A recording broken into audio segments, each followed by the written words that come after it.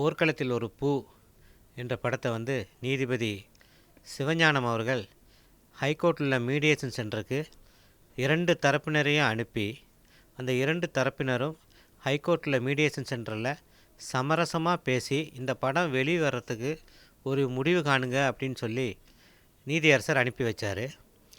இன்றைக்கி மதியம் இந்த வழக்கானது மீடியேட்டர் முன்னாடி விசாரணைக்கு வரும் பொழுது இந்த வழக்கிலே சிவில் வழக்கை தாக்கல் செய்த வாகினி தர்மீசன் என்பவருக்கு நீதிமன்றத்திலிருந்து தொலைபேசியில், அவர் லண்டனில் வசிப்பதால் அவருக்கு தொலைபேசியில் அழைப்பு கொடுக்கப்பட்டு அந்த தொலைபேசியின் அழைப்பை எடுத்து அப்பொழுது மீடியேட்டர் அவரிடம் பேசினார்.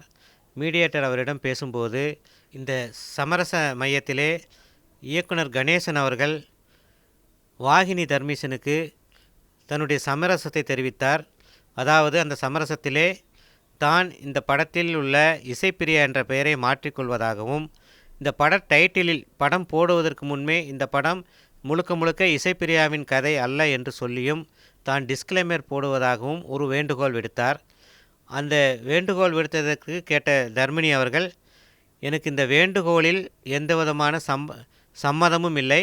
இந்த படம் என்னுடைய தங்கையினுடைய வாழ்க்கையை பற்றிய படம் என்பதால் இந்த படம் எந்த விதமான ரூபத்திலும் வெளிவரக்கூடாது, பெயரை மாற்றினாலும் வெளிவரக்கூடாது, எந்த காட்சிகளை மாற்றியமைத்தாலும் இந்த படம் வெளிவரக்கூடாது என்று சமரச மையத்திலே அவர் தெரிவித்து விட்டார்.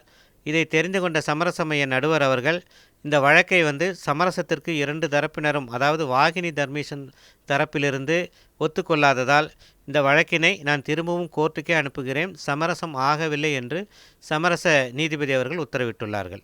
ஆகவே மீண்டும் வழக்கு நீதிமன்றத்திற்கு வரும். நீதிபதி திரு சிவஞானம் அவர்கள் இந்த வழக்கினை விசாரிப்பார்கள்.